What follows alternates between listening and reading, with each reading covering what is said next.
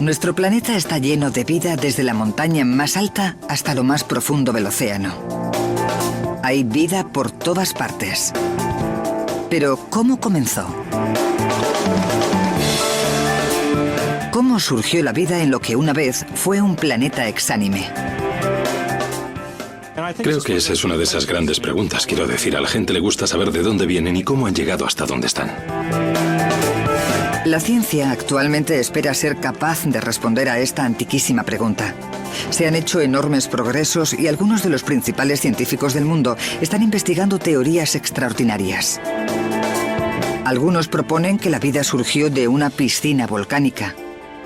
Algunos sugieren que empezó en las profundidades del suelo oceánico.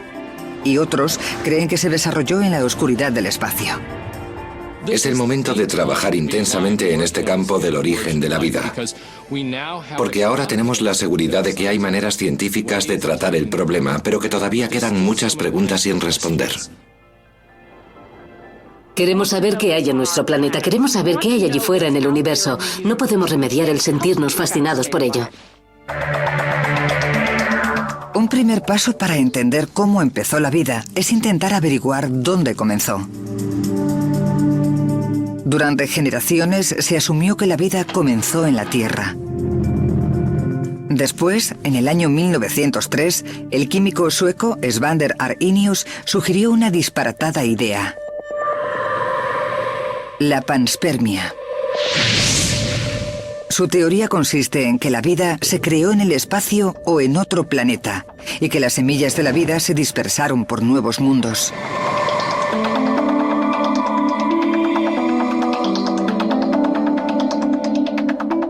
El científico de la NASA, Scott Sanford, investiga la posibilidad de que la vida pudiera haber comenzado en el espacio. La panspermia no es del todo imposible. Sabemos que hay muestras de Marte que han llegado a la Tierra. Así que si hubiera vida en Marte, quizás hubiera llegado a nuestro planeta de esa manera. Aunque la panspermia explicara el comienzo de la vida en la Tierra, no explica cómo comenzó la vida en primer lugar. Sanford no está muy convencido de que la vida fuera llevada a nuestro planeta, pero cree que algunos de los materiales que la comenzaron, los elementos esenciales de la vida, vinieron del espacio exterior y que su sistema de transmisión fue un cometa. Los cometas transportan los elementos esenciales, no transportan sistemas vivos, transportan los componentes a partir de los cuales se pueden crear organismos vivos. Los cometas están constituidos de agua y polvo con algo de dióxido de carbono, metanol y amoníaco, todo congelado en una gigantesca y sucia bola de nieve.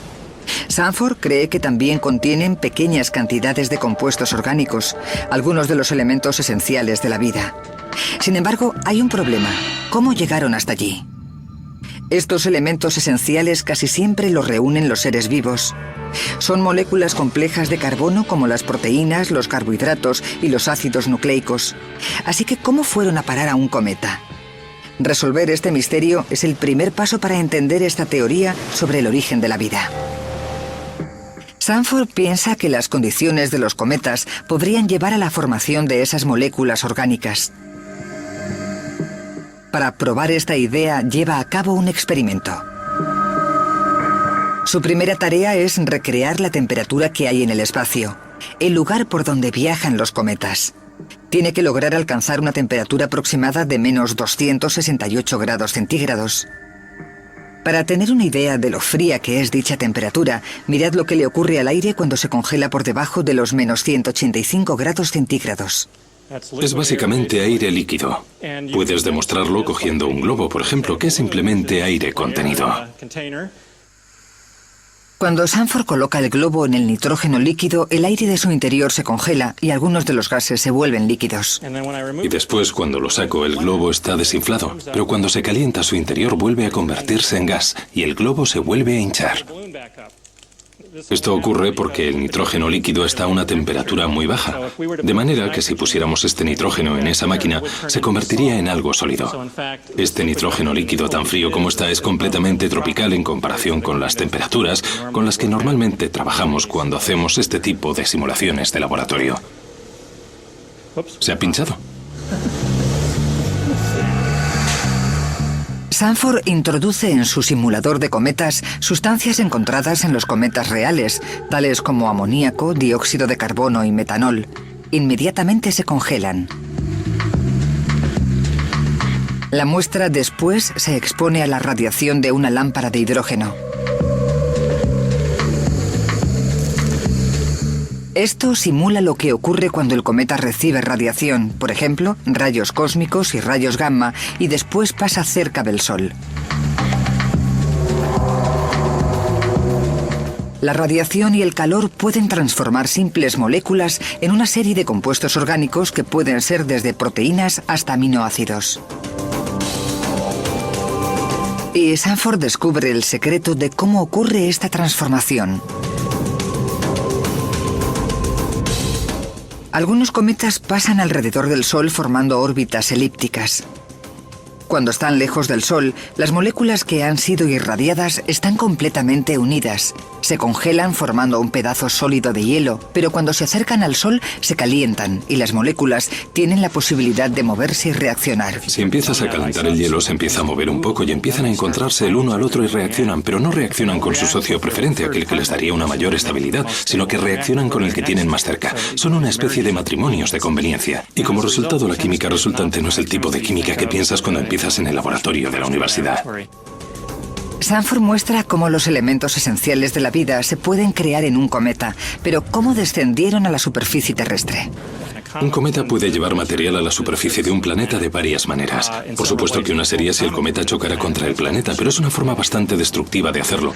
Una forma menos ruda es que el cometa arrojara polvo como el que vemos en la cola de un cometa y que ese polvo entrara en contacto con la capa exterior de la atmósfera, disminuyera su velocidad sin desintegrarse y después llegara a la superficie donde siempre ha caído polvo procedente de los cometas, incluso en la actualidad. Es una teoría increíble que los cometas puedan hacer llover la combinación química necesaria para comenzar la vida. Así que en febrero de 1999, la NASA lanza una osada misión para interceptar a un cometa y volver con una muestra. Es una posibilidad para demostrar la teoría de Sanford. Confirmamos que el despegue se efectúa sin problemas.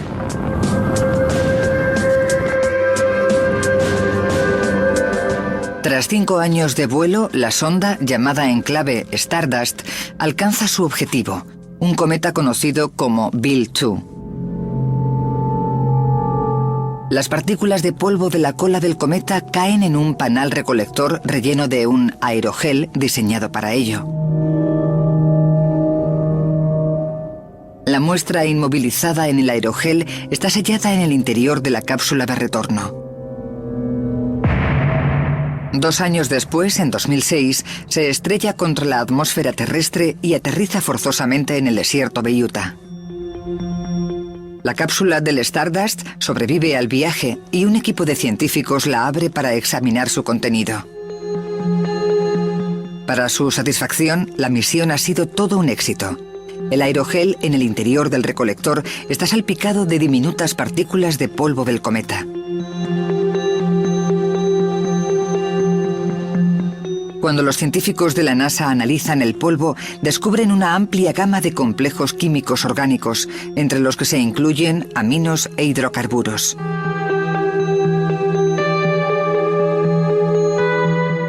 Esto confirma la teoría de Sanford de que los cometas contienen los elementos esenciales de la vida. Cuando quieres crear vida en un planeta, no tienes necesariamente que empezar de cero en ese planeta, porque desde el espacio exterior pueden llegar a él los compuestos que pueden desempeñar un importante papel para que todo marche. Es increíble pensar que la vida pudo haber comenzado utilizando elementos esenciales orgánicos procedentes del espacio.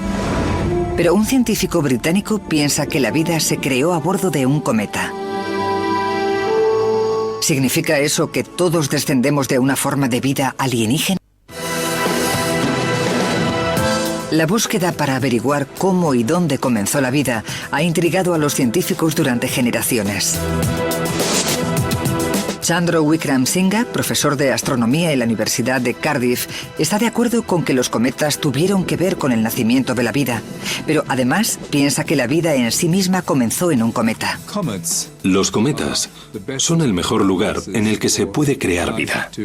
Nuestro sistema planetario está rodeado de 100.000 millones de cometas, así que se multiplican enormemente las probabilidades a favor de que la vida comenzara en alguno de esos cometas que hay por encima de la Tierra. Wickramasinghe propone que las moléculas orgánicas encontradas en el interior de los cometas se reunieron para crear las primeras formas de vida unicelulares. Es una arriesgada y controvertida teoría. Al principio nos veían como herejes. Probablemente nos hubieran llevado a la hoguera si hubiéramos vivido en la época medieval. Fuimos unos inconformistas, de eso no hay duda. La radical afirmación de Wickramasinghe es que los cometas helados no solo contienen compuestos orgánicos complejos, sino que también el otro ingrediente esencial para dar comienzo a la vida, el agua líquida. El agua se forma cuando los isótopos radioactivos se descomponen, despidiendo calor, lo que derrite el hielo en el centro del cometa. En 2005, los ingenieros de la NASA eligen el cometa Tempel 1 para una arriesgada misión. Planean hacer chocar una sonda contra el cometa, dejando al descubierto el núcleo interior. Los resultados de la misión podrían demostrar la teoría de Wickramasinghe. Esta misión probará la capacidad de los ingenieros al límite. La carga de 372 kilos tendrá que viajar por el espacio para interceptar a un cometa que vaya a una velocidad 10 veces superior a la de una bala. Tras 6 años de meticulosa planificación, el 12 de enero de 2005, el cohete Delta, que lleva la sonda de alto impacto, se lanza al espacio.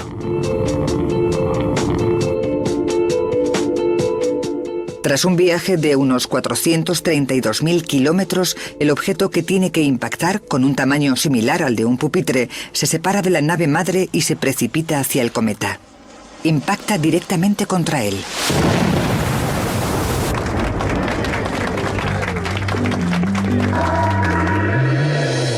Estas imágenes de telescopios espaciales y terrestres muestran el momento del impacto. Por primera vez, los secretos de lo que se encuentra en el interior de un cometa son revelados.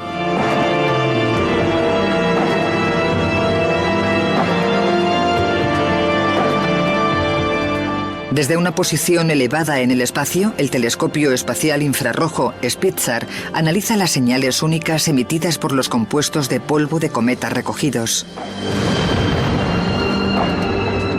Se observa una enorme cantidad de hielo y finas partículas de polvo. Pero para sorpresa de todos, los datos también muestran que el cometa contiene arcilla. El mismo tipo de arcilla que se puede encontrar en la Tierra. Y se sabe que la única manera de hacer arcilla es con agua líquida. Wickramasinghe cree que esto demuestra que en algún momento Tempel 1 tendría agua líquida en su interior. Con agua líquida y moléculas orgánicas, los cometas podrían ser incubadores de vida.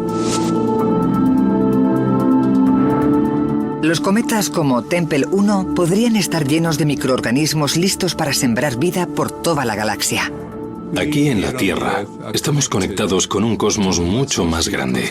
La vida en la Tierra es parte de una cadena de existencia conectada que se extiende hasta los confines más remotos de la galaxia, quizás hasta los confines más remotos del universo. Ahí fuera están nuestros primos. Pero independientemente de que la vida comenzara en el interior de un cometa o en la Tierra, lo que sigue sin saberse en absoluto es cómo ocurrió. Cómo las moléculas orgánicas inertes se combinaron para crear el primer ser vivo. Este gran nacimiento es una de las grandes preguntas sin respuesta aún para la ciencia. Antiguamente se creía que la vida surgió de forma espontánea.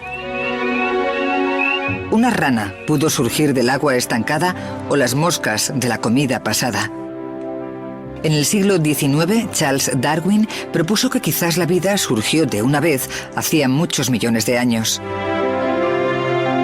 Sugirió que fue este gran nacimiento lo que condujo a toda la vida actual mediante un proceso de evolución.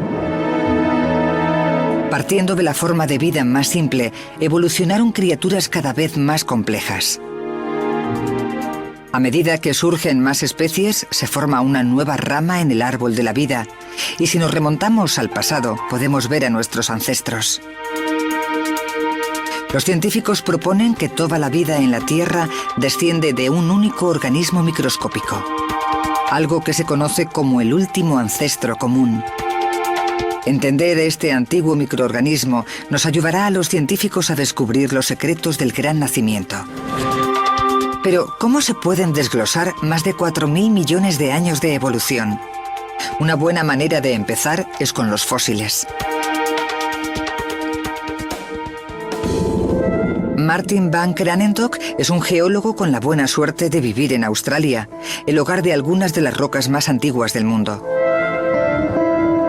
Y entre estas antiguas rocas, van Kranendonk afirma haber encontrado restos fósiles de excepcionales organismos que vivieron hace 3.500 millones de años.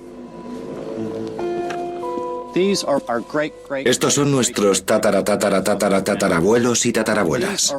Son estromatolitos fósiles de unos 3.500 millones de años de antigüedad y se depositaron en la costa de un antiguo océano. Son las pruebas más antiguas de vida en la Tierra. Los estromatolitos son cúmulos de roca con materiales microbianos que se agrupaban en la antigua agua del mar. Estaban formados por microbios que colonizaron el antiguo fondo marino sobre la arenisca moldeada por las olas. Sus restos fósiles ahora muestran que la vida ya existía hace 3.500 millones de años. ¿Pero cómo era? Bien, tras miles de millones de años, el mar ha cambiado, pero los estromatolitos siguen vivos en la actualidad. Van Kranendonk viaja a unos 1.000 kilómetros por el desierto australiano hasta Shark Bay. Estos son algunos de los estromatolitos más grandes del mundo y crecen hasta alcanzar 1 metro de altura. Los cúmulos de estromatolitos están formados por comunidades de microorganismos como bacterias y algas.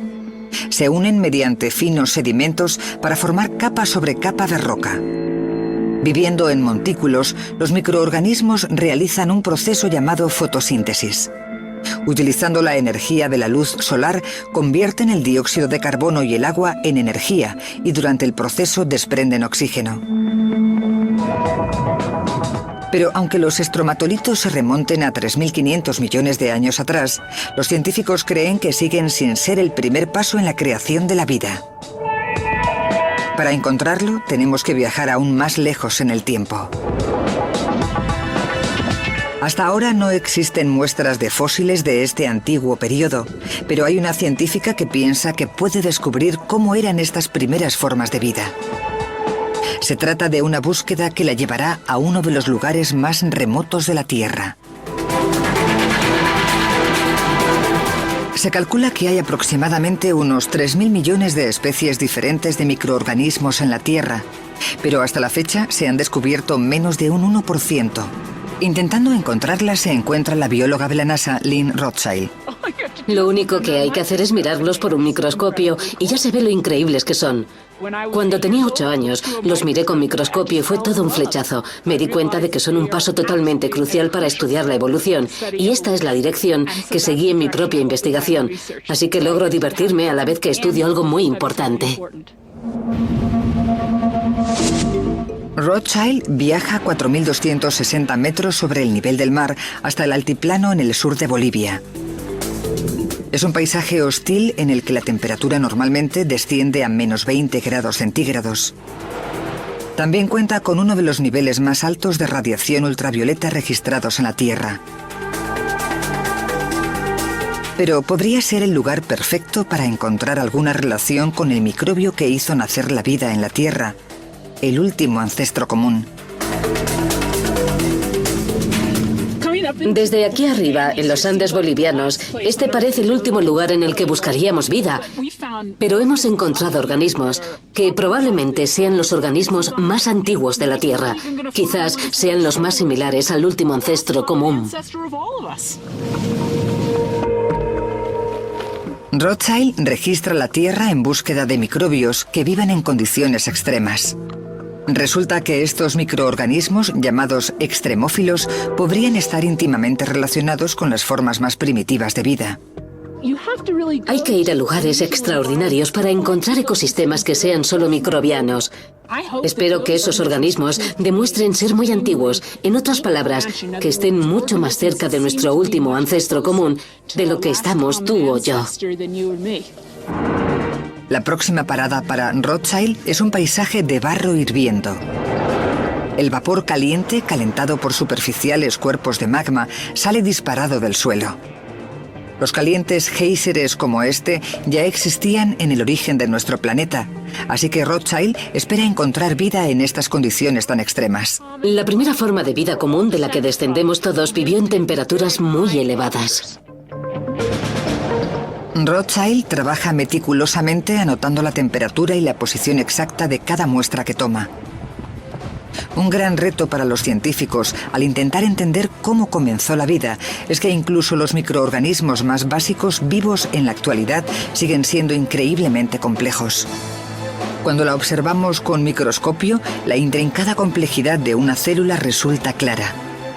Desde su capacidad para reproducirse hasta la forma en la que transforma la energía, cada proceso en la célula se lleva a cabo mediante una extraordinaria interacción de moléculas orgánicas complejas. Pero los antiguos microorganismos que Rothschild está investigando en Bolivia podrían darnos pistas sobre la naturaleza de los primeros organismos. A medida que el sol se esconde en el horizonte, la temperatura desciende en picado. Rothschild se resguarda de la dureza del entorno en el que se desarrollan estos modernos parientes. Durante la noche, la temperatura está muy por debajo de los 0 grados centígrados. A la mañana siguiente, el coche no arranca. Voy a llegar de la orilla de la laguna, voy a ir hasta el codo, por ahí voy a ir a... La doctora Rothschild también siente los efectos del escaso aire a 4.260 metros sobre el nivel del mar. No resulta muy agradable tener un porcentaje de oxígeno mucho menor, pero la Tierra en sus inicios no contaba ni siquiera con oxígeno libre, así que el simple hecho de intentar remontarse algo atrás en el tiempo supone para el ser humano un alto precio a pagar. El siguiente lugar en que va a trabajar Rothschild es la Laguna Colorada. Su color rojizo da una pista sobre el excepcional tipo de microbios que espera encontrar. Esta parte de Bolivia cuenta con uno de los niveles de ultravioletas más elevados del mundo. La fina atmósfera a esta elevada altitud solo bloquea parcialmente la radiación solar, haciendo que las condiciones de vida sean más parecidas a las de la Tierra hace 4.000 millones de años. Cuando surgió la vida, el nivel era increíblemente alto, muchísimo más de lo que es en la actualidad. Y subiendo aquí arriba, aunque no podamos simular cómo era la Tierra, porque por supuesto no podríamos vivir en esas condiciones, al menos podemos viajar algo en el tiempo y hacernos una ligera idea de cómo habría sido para los organismos en el pasado. La doctora Rothschild mide los niveles de radiaciones ultravioletas.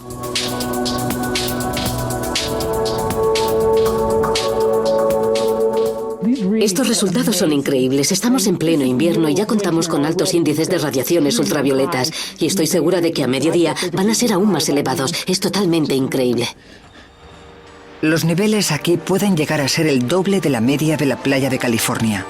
Y como nuestra piel que está en peligro cuando hay mucha radiación ultravioleta al exponernos al sol, los microbios que viven aquí en Bolivia están en constante riesgo. Rothschild realiza un sencillo experimento para averiguar a lo que se tienen que enfrentar. Lo que estoy haciendo ahora es ver el efecto de la radiación ultravioleta del sol sobre el ADN desnudo.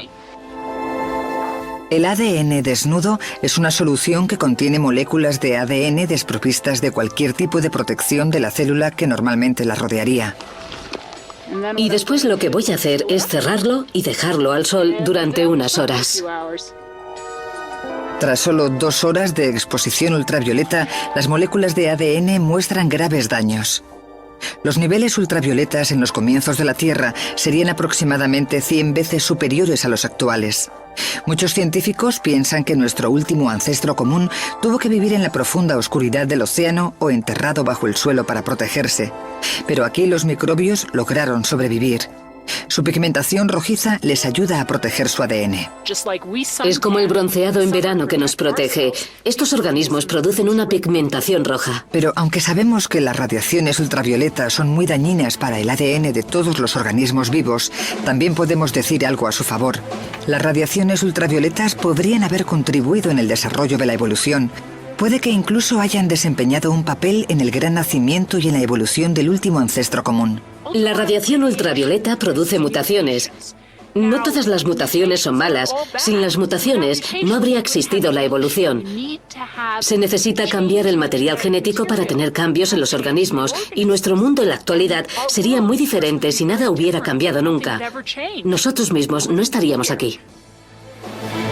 El estudio de la doctora Rothschild de estos microbios ayudará a los científicos a entender cómo sobrevivieron los primeros organismos a las hostiles condiciones que se daban en los orígenes de nuestro planeta y dan una imagen más clara de cómo era nuestro último ancestro común. Sin embargo, aún falta otro gran misterio por resolver. ¿Cómo se formó el último ancestro común? ¿Cuál es la relación entre los elementos esenciales de la vida y el gran nacimiento? Parece que algunas de las respuestas a este gran rompecabezas pueden encontrarse en un lugar extraordinario situado en las profundidades del océano. La pregunta de cómo comenzó la vida lleva desconcertando a los científicos durante siglos. La teoría de la evolución de Darwin explica cómo evolucionaron las especies, pero seguimos sin entender cómo se creó el primer ser vivo, cómo comenzó la evolución. La creación de vida ha sido siempre algo relacionado a la ciencia ficción. Está vivo. Está vivo.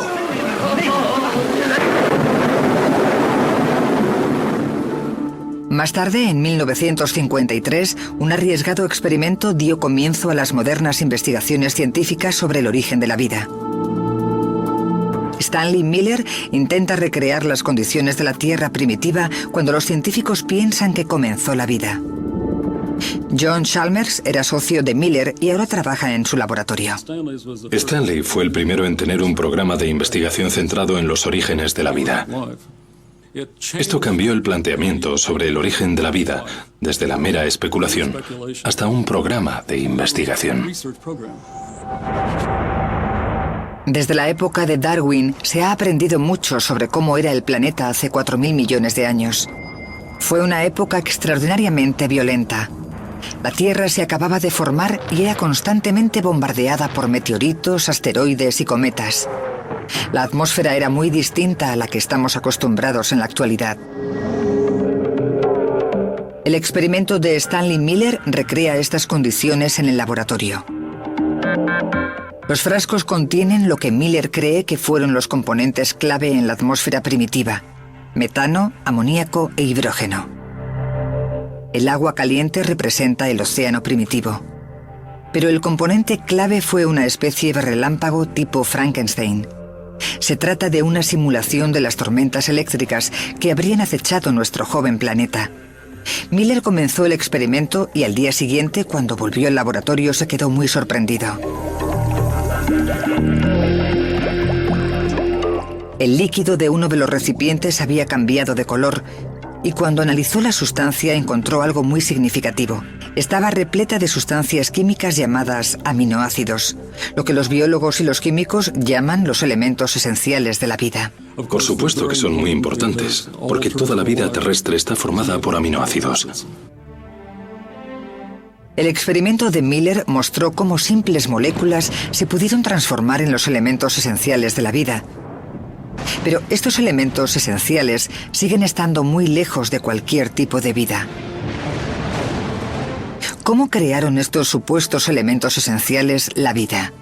Una pista llegaría en un paquete muy especial entregado a la Tierra desde el espacio. En septiembre de 1969, los habitantes de Murchison, al sur de Australia, se asustaron por un fuerte estallido. Un meteorito de 90 kilos cayó en su pueblo llenándolo de piedras. Estas pequeñas piezas de roca espacial han sido el objeto de importantes estudios desde entonces.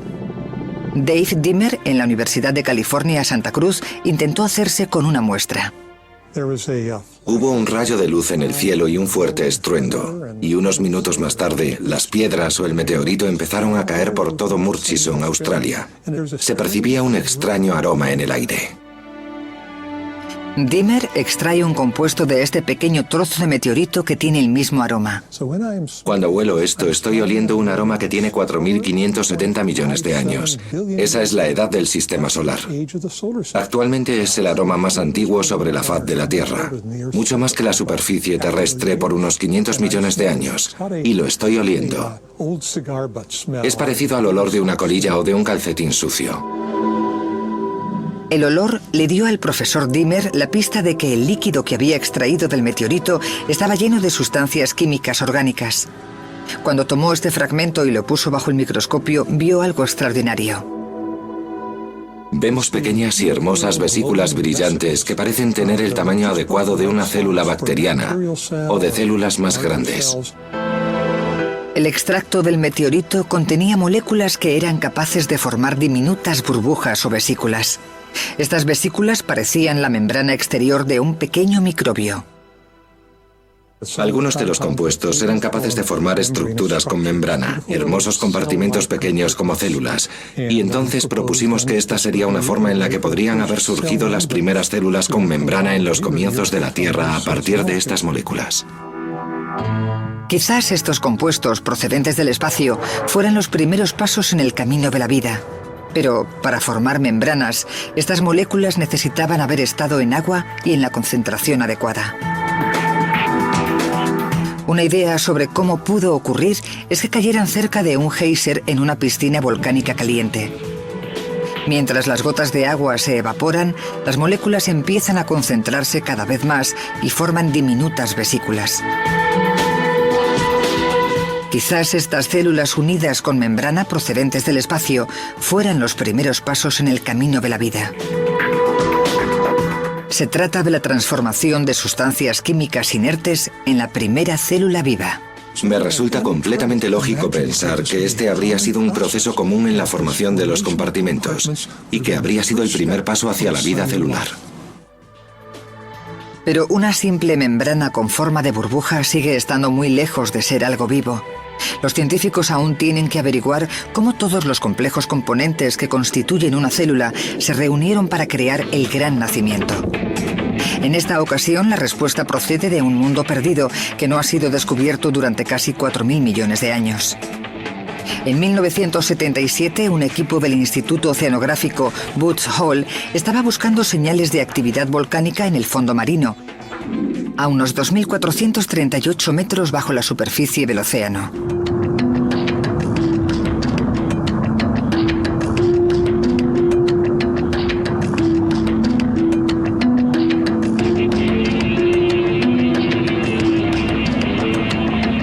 Junto a estos agujeros hidrotermales, también encontraron un increíble mundo submarino. Aislado de la luz solar, estaba repleto de especies de plantas y animales que nunca antes se habían visto. Hasta ese momento, muchos científicos pensaban que todos los ecosistemas vivos dependían de la fotosíntesis, pero aquí encontraron un entorno único completamente protegido de la luz del sol. Este extraño mundo submarino cautivó al científico del Instituto Carnegie, el Dr. Robert Heisen. Imagina lo excitante que fue descender en submarino a las profundidades del océano, donde la gente pensaba que no había nada, y encuentran estos agujeros hidrotermales, estos lugares en los que brotan fluidos volcánicos en el suelo oceánico. Y no solo eso, porque además de toda esa energía química y calor, hay seres vivos, hay ecosistemas. Está lleno de vida, microbios, parásitos y almejas, y todo tipo de cangrejos extraños y demás seres. Tras buscar en las profundidades marinas, encontraron montones con forma de chimenea que emitían chorros de agua hirviendo. Tuvo el presentimiento de que estos agujeros calientes pudieron producir una interesante combinación química. Quizás pudieron haber producido los elementos esenciales orgánicos de la vida. Hizo un experimento para averiguarlo. Es fácil hacer estos experimentos. Se coge un poco de mineral, un poco de sustancias químicas, las pones en el tubo y lo cierras. Lo sometes a elevadas temperaturas y a altas presiones durante unas horas y después lo abres. Está todo ahí dentro. Y lo que encontró resultó ser mucho más excitante de lo que había imaginado. Cuando hicimos estos experimentos pensamos que no encontraríamos nada demasiado interesante, solo algunas simples moléculas que podríamos analizar y quizás hacer algún informe sobre ellas. Estábamos equivocados. Esto tenía un olor muy intenso. A baja temperatura era como melaza y a una temperatura algo más elevada, aproximadamente 176 grados centígrados. El olor era muy parecido al del whisky. La gente que viniera al laboratorio habría dicho, tíos, os lo debéis estar pasando en grande, ¿qué hacéis? Y lo que estábamos haciendo era crear vida. Este extraño aroma le dio a Haysen la pista de que él también había creado moléculas orgánicas. Una vez más, estas moléculas se juntaron formando diminutas vesículas como membranas. Se comportaban como las moléculas extraídas del meteorito Murchison. Así que Haysen había descubierto que puede ser posible crear estas membranas celulares cerca de los profundos agujeros marinos. Sin embargo, otros científicos piensan que este extraño mundo submarino era capaz de proporcionar algo más que una simple membrana celular.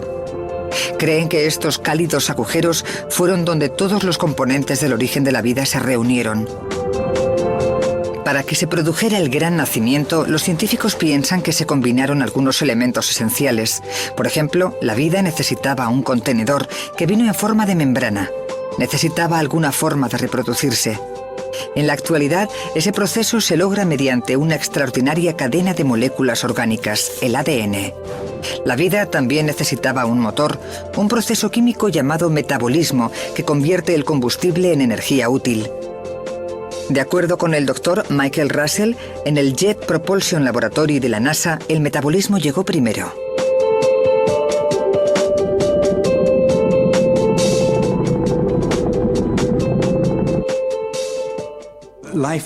La vida tiene un trabajo que hacer. Lo explicaría de la siguiente manera. Puedes tener un coche moderno con un motor y un ordenador en el interior. Si al coche le quitas el ordenador, sigue funcionando, pero si le quitas el motor y dejas el ordenador, no lo hará. El ordenador es una especie de regulador, pero el motor es lo verdaderamente importante. Así que por eso pensamos que tuvo que existir un motor primero. Y ese motor es el metabolismo. Actualmente, el motor del metabolismo que hace funcionar a todo ser vivo es una reacción química extremadamente compleja. Pero Russell piensa que todos tenemos rastros de la primera y la más sencilla reacción metabólica oculta en nuestras células, como fósiles vivos que señalan hacia dónde comenzó la vida. Podemos averiguar el tipo de sustancias químicas que había en la Tierra en sus orígenes y ver que aún existen en la actualidad. Así que, por ejemplo, en nuestra piel tenemos sulfuro de hierro, y ese pequeño pedazo de roca nos hace recordar de dónde venimos todos. Y según Russell, de ahí es de donde venimos. Los profundos agujeros marinos están fundamentalmente hechos de sulfuro de hierro. Cree que este y otros compuestos dieron comienzo al metabolismo actuando como catalizadores para permitir que se produjera una reacción entre el hidrógeno gaseoso que salía de los agujeros y el dióxido de carbono disuelto en el agua. Pero finalmente esta simple reacción evolucionó para convertirse en el complejo motor químico del metabolismo. Y finalmente el metabolismo necesitó el ADN porque necesitaba un regulador, necesitaba un ordenador, pero para empezar solo necesitábamos el motor. En algún momento, los motores del metabolismo adquirieron una carrocería, la membrana. La teoría de Russell nos da una idea de cómo una simple reacción química podría haber llevado a la creación de moléculas orgánicas cada vez más complejas. Y finalmente creó la primera célula viva y el resto de la vida en el planeta. Aún quedan muchas incógnitas, pero poco a poco las pistas sobre el origen de la vida están empezando a revelarse. Ahora un científico afirma que podría ser capaz de reunir todas estas pistas utilizando las últimas técnicas de laboratorio. Espera dar comienzo a la vida desde cero, algo que no ha ocurrido en nuestro planeta desde hace 4.000 millones de años.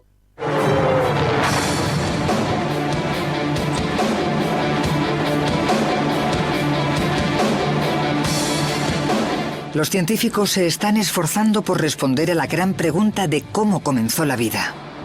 Es una búsqueda que les ha llevado a los confines más remotos del planeta y hasta el fondo del funcionamiento celular. Sin embargo, mientras que un equipo de investigadores se centra en lo que ocurrió hace 4.000 millones de años, otro equipo de científicos lo hace en el futuro. Aproximadamente 4.000 millones de años después de que la naturaleza creara la vida, los científicos son capaces de rediseñarla en la actualidad. La clave de este increíble poder reside en su interpretación de una extraordinaria cadena de moléculas, el ADN. El ADN está formado por 4 moléculas base sencillas: adenina, guanina, citosina y timina. La disposición de las mismas guarda la información necesaria para crear vida. Es esta innovación tecnológica natural lo que se encuentra en el corazón de todo tipo de vida actualmente en la Tierra. Y Tom Knight, un experto informático del Instituto de Tecnología de Massachusetts, quiere reprogramar el ADN para crear nuevas formas de vida. En la actualidad, fundamentalmente existe una tecnología de vida. Y esa tecnología quizás fuera inventada hace miles de millones de años. Y lo único que estamos haciendo es cambiar algunas partes de dicha tecnología. Durante miles de años, la humanidad ha sabido aprovechar la naturaleza, criando ganado y sembrando cultivos. La cría selectiva ha mejorado el rendimiento y ha aumentado la calidad. Pero ahora los bioingenieros quieren dar un paso más. En lugar de simplemente mejorar los diseños originales de la naturaleza, algunos quieren reorganizar la vida, crear la supuesta vida 2.0. Ahora podemos pensar en hacer crecer no solo alimentos. Podemos pensar en hacer crecer cosas como sustratos a nivel nanotecnológico para circuitos electrónicos. Tengo a una estudiante que está viendo la posibilidad de colocar átomos en disposiciones predeterminadas sobre superficies de silicona. Estas nuevas formas de vida podrían ser capaces de crear productos de manera más fácil y barata. Es como cuando te compras un teléfono móvil. Lo que viene en la caja con el teléfono no es solo el móvil, sino información de la marca, que hace más teléfonos móviles.